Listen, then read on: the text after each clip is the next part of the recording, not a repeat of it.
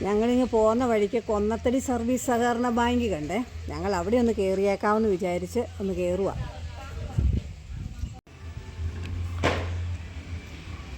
ഇതാണ് കൊന്നത്തടി സർവീസ് സഹകരണ ബാങ്ക്. നാലില നമ്മൾ വന്നപ്പോൾ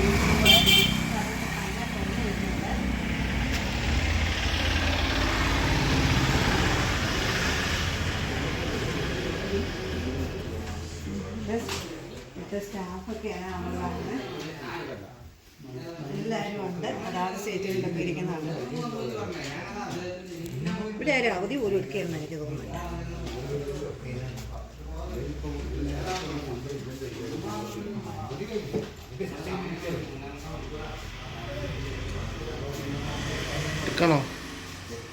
ഇതാണ് നമ്മുടെ ബാങ്കിന്റെ സെക്രട്ടറി അനീഷ് സാറ്. സാറേ, ബാങ്കിലൊക്കെ ബാങ്കിന്റെ പ്രവർത്തനമൊക്കെ നല്ല രീതിയിൽ ഇപ്പം നടക്കുന്നുണ്ട്. ഇപ്പം എല്ലാവരും കറക്റ്റായിട്ട് പൈസ അടയ്ക്കാനുള്ളവരും എല്ലാം അടിച്ച എല്ലാ കാര്യങ്ങളും നിർബന്ധം അങ്ങനെ നമുക്ക് ചെയ്യാവുന്ന രീതിയിലുള്ള എല്ലാ സഹായം ഇവിടെ വന്നു കഴിഞ്ഞാൽ ചെയ്തു തരും കേട്ടോ. നമുക്കിപ്പം നമുക്ക് നോട്ടീസൊക്കെ വന്നെന്ന് ഓർത്തുകൊണ്ട് നമ്മൾ പേടിക്കേണ്ടതായിട്ട് പോലും ഇവിടെ വന്നു കഴിഞ്ഞാൽ നമുക്ക് അടയ്ക്കാവുന്ന രീതിയിലുള്ള എല്ലാ സംവിധാനങ്ങളും ഇവിടുന്ന് ചെയ്തു തരും. ഇപ്പോൾ ഒന്നിച്ചൊന്നും അടയ്ക്കേണ്ട, കുറേശ്ശെ ആയിട്ട് അടയ്ക്കാവുന്ന. അല്ല സാറേ, അല്ലെ സാർ അതൊന്ന് പറഞ്ഞു സാറേ, അതെങ്ങനെയാണ് സാറിൻ്റെ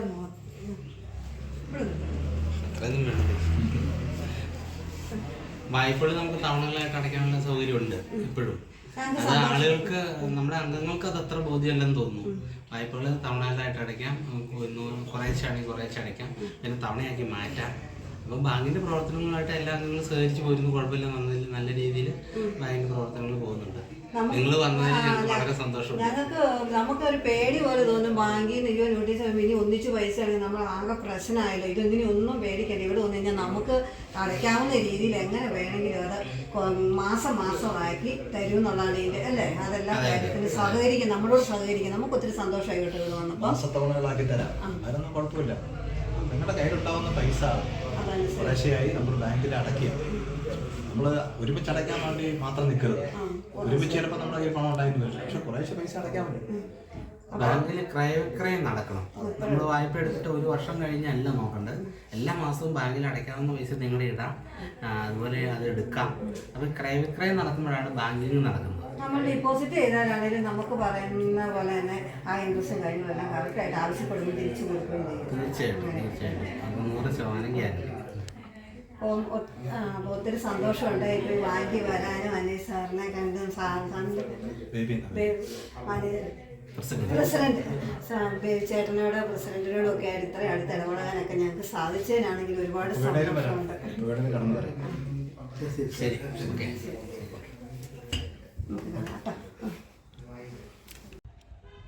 ഇത് കൊന്നത്തടിയിലെ നീതി മെഡിക്കൽ സ്റ്റോറാണ് കൊന്നത്തടിയിലെ. ഇവിടെ അത്യാവശ്യം മെഡിക്കൽ സ്റ്റോറും എല്ലാ സൗകര്യങ്ങളും ഉണ്ടെന്ന് ഞാൻ പറയുമായിരുന്നു. ഇത് കൊന്നത്തടി സർവീസ് സഹകരണ ബാങ്കിൻ്റെ ഇരുമുളക് ഇവിടെ നല്ല വിജയമുണ്ട് എല്ലാ കാര്യങ്ങളിലും. വളം ഡിപ്പോയാണ് ഇത്. നമ്മളിത് കൊന്നത്തടി ടൗണിൽ തന്നെ കേട്ടോ. അവിടെ വന്നു കഴിഞ്ഞിട്ട് എങ്ങോട്ടും പോകേണ്ടെന്ന് ആവശ്യമില്ല. ഇവിടെ തന്നെ വന്നു കഴിഞ്ഞാൽ എല്ലാം വാങ്ങിക്കൊണ്ട് പോകും.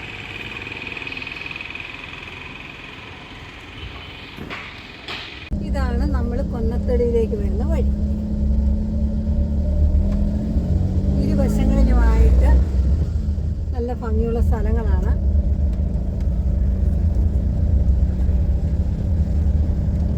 ഒരുപാട് ചെടികളൊക്കെ റോഡ് സൈഡിൽ കൂടി എല്ലാം വെച്ച് പിടിപ്പിച്ചിരിക്കുന്നത്. വീടുകളാണല്ലോ. വായനശാലയൊക്കെ കഴിഞ്ഞു.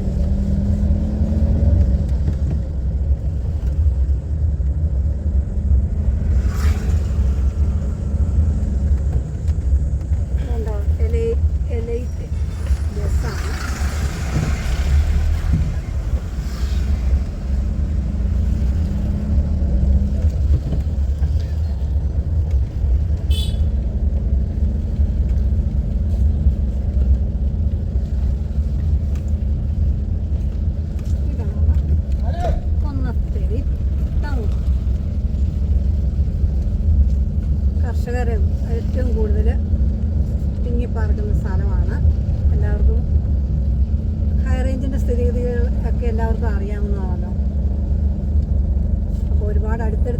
ഇരിക്കുകയാണ് വീടുകൾ.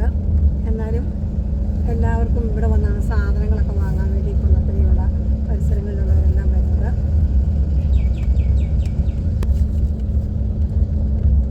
എല്ലാ സ്ഥാപനങ്ങളും ഉള്ള ഒരു കൊച്ചു സിറ്റി എന്ന് വെച്ചാൽ കൊന്നത്തടി എന്ന് പറഞ്ഞു കഴിഞ്ഞാൽ ഉണ്ടല്ലോ, കൊന്നത്തടി, മുനിയറ ഇങ്ങനെയുള്ള പല സ്ഥലങ്ങളിൽ നിന്നൊക്കെയുള്ള അവിടുത്തെ പഞ്ചായത്തും വില്ലേജ് എല്ലാം ഉണ്ട്. കൊന്നത്തടി എന്ന് പറഞ്ഞാൽ മെയിൻ സ്ഥലമാണ് നമ്മുടെ പഞ്ചായത്ത്. അതുപോലെ തന്നെ ഇവിടെയാണ് എല്ലാ സ്ഥാപനങ്ങളും, സർക്കാർ സ്ഥാപനങ്ങളൊക്കെ കൂടുതൽ.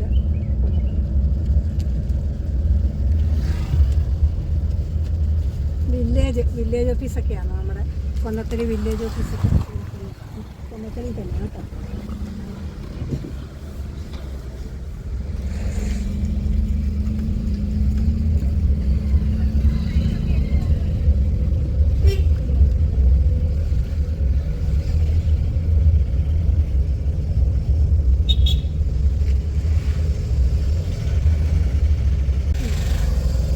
കൊന്നത്തടിയിലുള്ള ഒരു ദേവീ ക്ഷേത്രമാണ്.